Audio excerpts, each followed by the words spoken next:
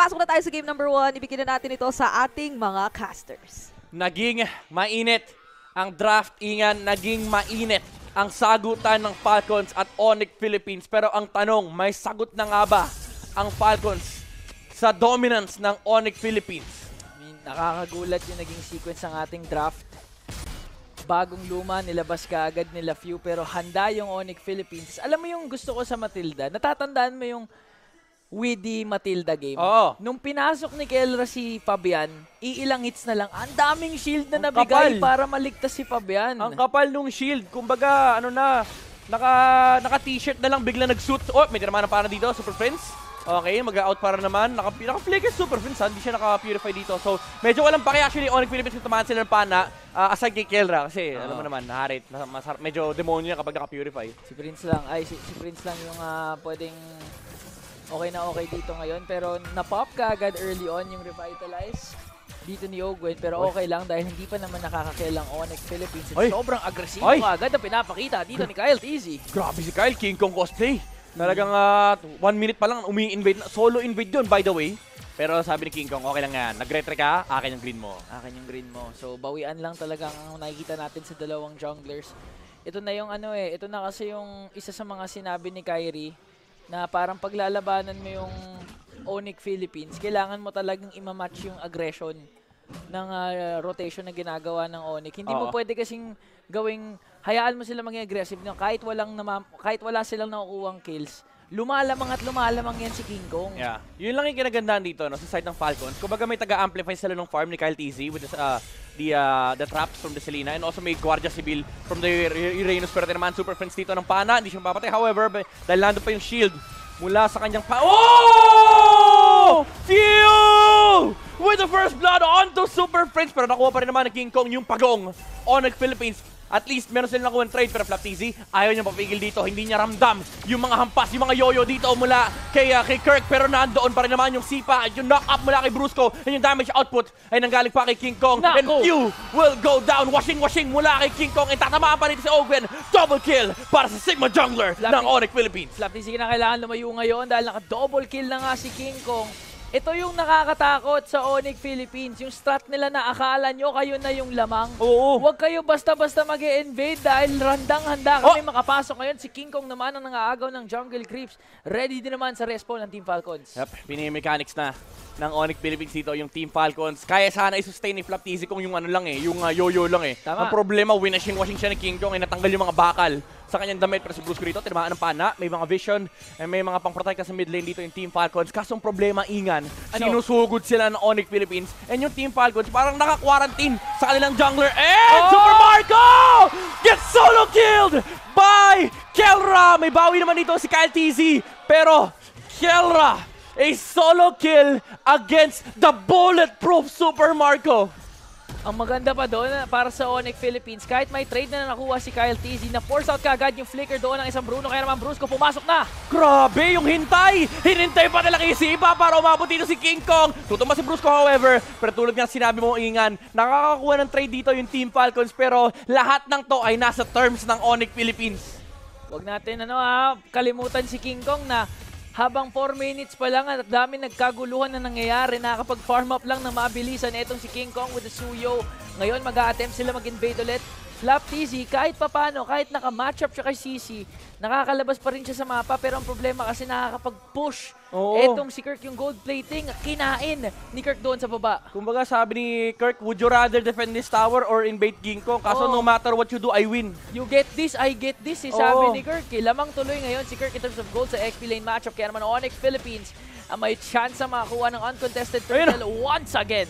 Solo rank warrior, sabi niya, kaya ko kayo lahat. Kahit 1v2, kahit 1v3. Kaso tinulungan siya ng King Kong dito, inaabot. Nakapag-purify din naman sa Flap TZ. And yung washing ay hindi tatama. Pero si Kyle TZ has to dash away. Dahil may yung damage output ng King Kong dito ay medyo overwhelming. Flap TZ, sinubukan bumalik sa lane. Pero may solo kill na naman! Sa top lane! The bulletproof once again goes down! And Kyle TZ na ang susunod na tutumba. King Kong with the aggressive movements. Hindi na ako babalik sa jungle ko. Dito ako sa jungle mo mabubuhay. And Team Falcons losing control. 5 minutes pa lang, Ingan. Nasa loob na sila ng kanilang base. Naku po, pinahihirapan ngayon ng Team Falcons dahil bawat lane ay dinadomina ng Onyx Philippines. Another solo kill for the gold standard. Laban sa Bulletproof doon sa top lane. Na-force out kaagad yung AUG ni Ogwen doon para makaresponde. Onyx Philippines, alam nilang lamang na sila. That's a 4.5k gold lead. What is this? Ito yung ayaw mo pag ikaw yung Team Falcons. Ayaw mo nang nahihirapan si Flap kasi si Flap yung literal na showstopper, game changer sa Team Falcons eh. Tapos kailangan pa nila alagaan yung Bruno, and the problema na isang Bruno, pagdating ng mid game na shutdown siya, ang hirap makabawi ng late game. Tapos may scaling, may ano ka pa, gold laner sa side ng Onyx Philippines, which is yung Harith ni Kelra, na ngayon makakapagpatumba na ng Torres sa may top lane, hindi pa tapos. Super Friends once again goes in with a cycling Eagle. Makaka-out naman, wala silang Zaman Force, so re-respetuin ng Onyx Philippines dito yung reinforcements ng Team Falcons. Ang kagandahan naman dito sa Team Falcons eh, kahit nakadalawang turtles ng Onyx Philippines plus 7 kills, eh, hindi pa naman butas yung mid lane turret nila. So kahit pa paano, Kyle TZ slowly makakapag-scale up. And as long as matulungan pa nila si Super Marco umabot sa kanyang power spike, pag humaba yung game, may chance na talaga makabawi yung Team Falcons. Yep, flat easy rito. Sinusubukan tangkihin yung mga yoyo. Kaya pa naman yan daw. Sabi niya, medyo makunot pa ako, di pa ganun kasakit yung mga yoyo dito ni Kirk. Kaso yung problema, Inga, nakita natin kanina yung second skill lang ni King Kong. Nawawala yung HP nung Uranus. And alam naman natin, meron siyang sustain overtime, pero yung burst ay meron din ang Onyx Philippines. Tinamaan para dito si Brusco. Pero again, may Guardians Bill. Ayan na nga sinasabi ko. Sumama pa si Kelra. And mas masakit pa yan kasi yung magic damage niya. For sure, wala pa masyadong magic defense dito sa Flap TZ. Oo, yun na nga yung nakakatakot eh. You mentioned na eh. Kahit makunat itong si Flap, kahit may regen yan, ang lakas ng burst ng Onyx Philippines. Isang second skill lang magiging sapat na para patumbahin kaagad itong si Flap TZ. Third turtle up for grabs, pero si Kirk nandoon! Nakikipag 1v1 kay Kyle TZ. Wala na yung kanyang vengeance. Electrifying beats. Naku po, 1v1. Kirk, one more hit. Mahabol nga ba ni Flap TZ? Sino ang unang mamamatay dito? Nakatakas pa! Na-save ni Super Friends! No way!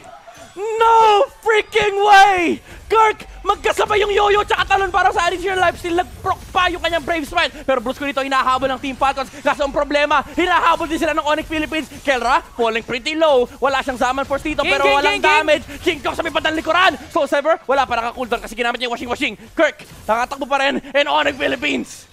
Oh my goodness, hindi pa nila napatay si Kirk. Hingang malalim muna para sa dalawang koponan na wala pang major objective na makukuha. But Onyx Philippines with a 7k gold lead.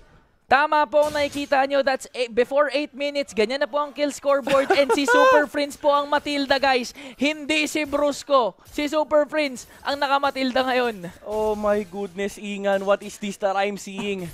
Ramdam ni Flap TZ, parang hindi sapat yung kunat niya rito, lalo pat sumama si Kelra kanina. Brusco with a kick onto Pew, the Selena goes down. Zaman Force na gamit na rito ni Kelra to follow up the damage and take the tower on the bottom lane. Habang si King Kong busy lang magpa-level level 15. Okay. Si King Kong naman ngayon yung solo warrior. Oo, sabi niya may goal ako dito eh. 855 yung bago ko record eh. Oo eh, 851, level 15. Onyx Philippines nag-try to go for inhibitor third. Ginamit na nga yung Circling Eagle coming in from Super Friends. And out lang, pag masyado na malalim. Sabi ni Super Friends, off guys, teka lang, baka makabawi. Out tayo.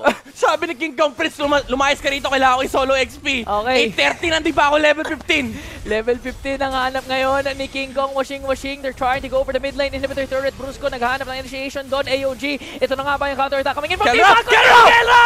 Pinasok with the Zaman Force and so Sever onto the Uranus. BOD kakatapos pa lang mula kay King Kong. More damage output coming out from the Suyu. And may target pa sila. Hindi pa tapos si Brusco. Okay. Conceal. Naghahanap pa ng further kick onto the Gatot Kacha. And Ogwen. Tutong mo ba? Hindi. Medyo makunit pa yung Gatot Kacha. Pero tatapusin na ng Onyx Philippines. I-break it yung record nila.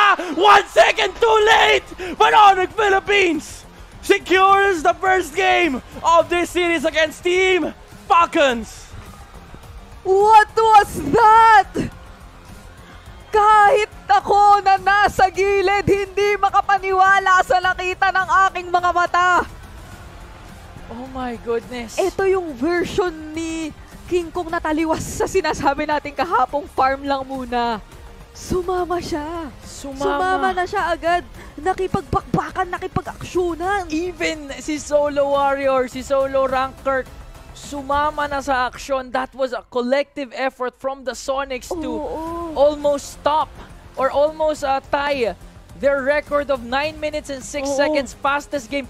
Sumobra lang ng 1 second. Yun nga, sabi ko na kaya ba yung, i-break yung record, kaso kahit na statement pa rin to, iniisip nyo fluke yung 906 plus ito 907.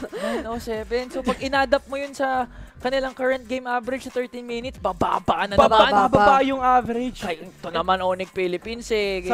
Sabi mo Pababa ng pababa, parang spaghetti. Oo nga eh. Sabi kasi ni Kirk, nabatrip siya. Anong Solar Rank Warrior, Solar Rank Warrior? Eh pues ito, sasama na ako. Kaya nga. eh. 907, Team Falcons. Imagine guys, again, that's a super Prince Matilda dahil they swerved into a Kirk last pick para ma-counter out yung Uranus ni Flaptizi. Anong oras na kasi? Anong oras na? 3 p.m. 3:80. So, para sa lahat ng mga inaantok dyan kasi yung iba baka natutulog ng ganitong oras, sigurado akong nagising na Bawal. kayo. Ginising kayo ni Midnight, may sumigaw. Ako nga, nagising ako kay Midnight. Napagod siya, one game pa lang. Ang ano doon, nagising din si Midnight. Kasi guys, quick story lang. Umorder ng kape si Midnight, teacup yung dumating. So, umepekto siya kahit decaf. Salamat, Onyx. Salamat. Alam mo saan ako yung sobrang nagising? 2 point lang naman yun eh. Yung sinolo kill ni Kelra, si Super Marco. Oo. Tapos, yung takas ni Kirk doon sa sandwich ng Falcons, pinagsabay niya, men. Nagsabay-sabay eh. Nag-proc yung Brave Smite. Tapos yung, syempre yung lifesteal sa kanyang passive nung nagamit na yung yo-yo. Tapos ito ba yung maganda dyan? Kaka-buff lang kasi niyan. Oo. So, ano pa, nung time na yon hindi pa wala yung stocks niya. Grabe, no? Alam mo yung iisipin mo, dapat ay naku, kakabahan kaya ata sa Team Falcons. Ang chaotic na mga pwedeng mangyari. May Selena, may Uranus, may Joy. Pero parang, na-overpower sila nung maagang pagsasama at mas higit na chaos ng Onyx Philippines na nagtutulungan agad sa early game. Noon, sinabi nyo nga, sumali na si King Kong, nag-second skill lang, ayun na, nagkasapat na damage na. Tapos hindi naman si Super Prince yung tipong mid laner na magiging madali for Kyle TZ and Few na paulit-ulit puntahan sa mid o parang i-pick off. Eh, kahit nga isipin mo yung gold, i-pick off mo, naku, papaano? Nasusolo kill yung gold nyo doon sa lane. Kaya siguro ang ganda din ng bago mag-second ban picking phase, na third pick nila kaagad si Harit kasi the fact na may Harit sila sa gold lane, okay lang yung Matilda mid kaagad eh. Hindi sila kukulangin ng magic damage eh. Yep. Kumbaga, sila kompleto yung kanilang burst. Yung yung category ng damage, meron silang burst, meron silang damage over time, tapos meron pa silang actually sobrang kompleto nung lineup nila eh. May setup, meron may sila Bruce sustain, yung biglang sustain, yung sustain over time, yung initiation, yung crowd control, yung frontline tankiness with the Suyo and the CC. Kasi kahit sabihin natin yung Suyo, hindi tank yan. Alam mo naman yung kapag naka-immortal form yan, may damage reduction yan Pag nagwa-washing eh, no? Oh my gosh. Kung Bakit? iisipin mo, 3 o'clock kasi yung scheduled start ng first game. 3:20 pa lang.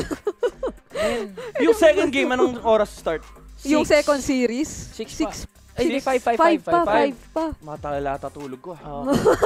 Guys, pero ito MVP well-deserved for King Kong. Oh my gosh. Natatawa ko kanina yung orange talaga. Ano na lang, isang hampas na lang, hinintay niya makaalis si Super Prince. Kasi gusto niya mag-level 15. Feeling ko itatanong ko kay King Kong yan eh, kung siya man yung, kung makakausap natin siya, no? Pero talagang, sobrang undeniable ng dominance ng Onyx Philippines dito. Sinabi ni Ingen kanina, even if you think na parang ikaw yung gumagawa ng plano, ikaw yung nanggugulo sa laro ng Onyx Philippines, mag-isip-isip ka ulit mabuti. Pero to the credit of Team Falcons, iba din yung start na pinakita nila. Sinabayan nila yung pace ng Onyx Philippines. And yun talaga yung parang nakikita nilang solusyon pag lalabanan mo yung Onyx. Kasi